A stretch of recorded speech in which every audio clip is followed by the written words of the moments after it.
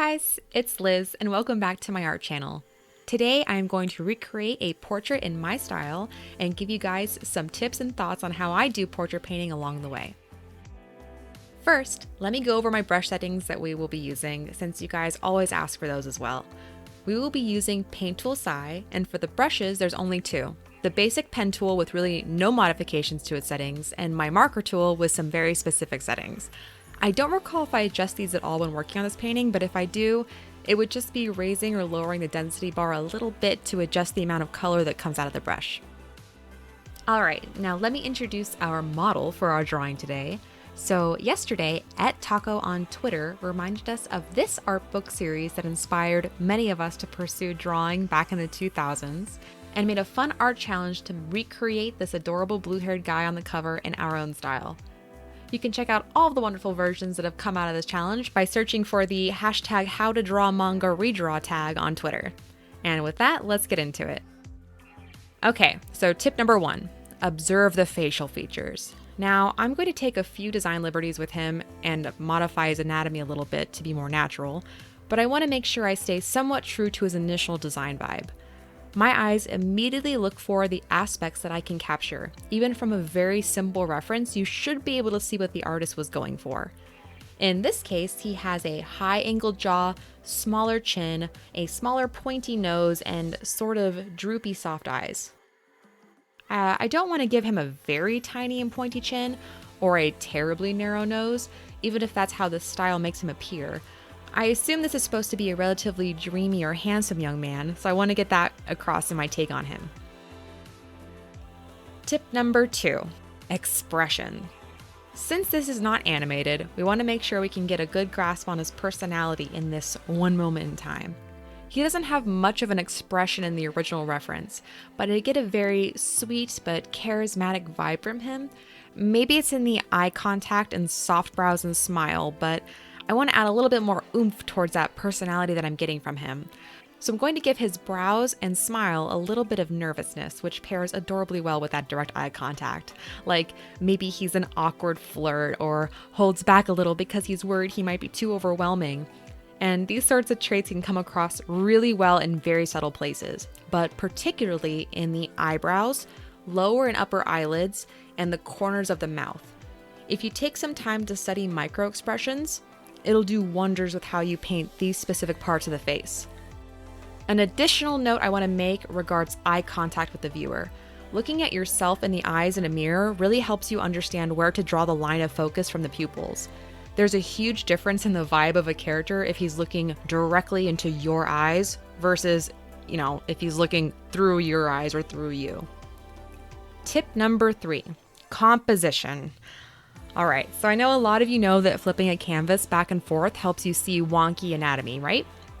Well, it also helps your eye see imbalance in your overall composition. I tend to have compositions with a lot of weight leading from the top right-hand corner of my canvas to the bottom left-hand corner. And this can be fixed with things I end up putting in the background or even during color blocking, because color weight is just as important as your line weight in your composition. Having a high contrast in colors can really embolden and draw your eye to that area, and you might not have that same reaction with just the line work, which is why I tend to go from a sketch straight into color blocking my colors. I really need to know how the whole picture is going to feel before I start cleaning it up. Tip number 4, color blocking. I said it a number of times in the last tip, so I want to break it down a little bit more specifically. Color blocking is when you haphazardly slap on most of the colors, shades, and tones that you're planning on using behind your sketch layer. In his case, the original drawing has a very washed out tone for his skin, but I detect a sort of golden Caucasian tone in the areas that are colored. So I went with that area of the color wheel, and then went with the red-orange shade for the shadow areas and the areas of uneven complexion. And then like a golden hot cream color for the highlights. I highly suggest you avoid using the same hue for all your shading and tones.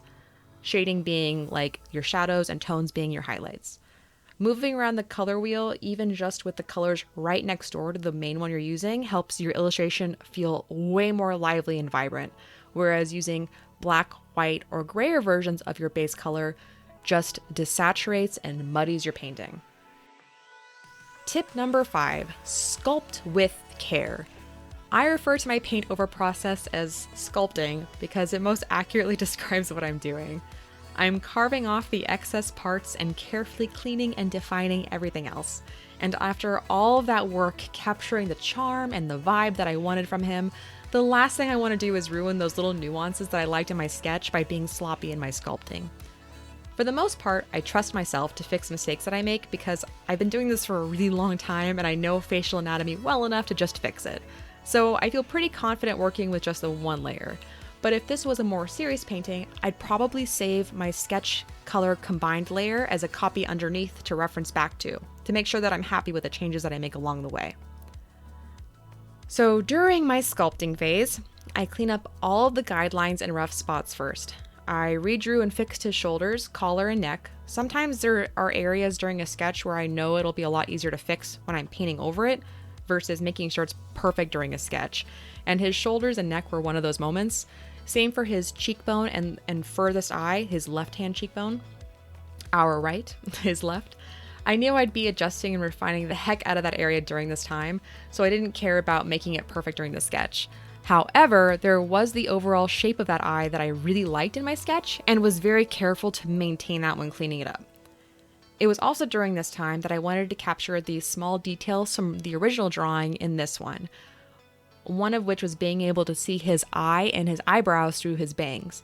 I personally do not care for the sheer sheet of bangs look that a lot of anime styles have, but I still emulated that feeling by scribbling his hair over the eye and brows, as though you could see bits of it peeking between the strands of hair. I also maintained his flushed nose bridge. I will sometimes airbrush in blush to make it feel more soft, but the sort of messy transition in colors makes it feel more natural and uneven in the complexion. As long as your colors aren't too drastically different, your brain will create the gradient effect for you, while maintaining that little bit of texture from the scribbliness that you don't get from airbrushing. The areas that I was most careful in were the eyelids, brows, and corners of the mouth that I mentioned earlier in my tips on expressions. I was really happy with how the sketch looked for these specific areas and wanted to make sure that I kept it that way. I used a very small-sized pen tool to lightly pull different colors into the lines to see what felt like the right darks and lights and hues to maintain the original shapes, but to also add depth and clean up the messiness. And there you have it, my take on the iconic How to Draw Manga Cover Boy by Katie Coop. I hope my breakdown and tips were somewhat insightful. I'm still learning on how to formulate my thoughts into words to better help you guys, but I worry it can be a bit too wordy and difficult to understand. So if you have any questions on anything I've mentioned or failed to mention in this video, please ask in the comments below.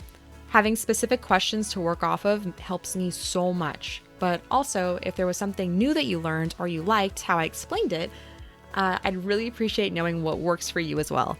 It's a learning process for both of us. I also want to say thank you so much for 10,000 subscribers.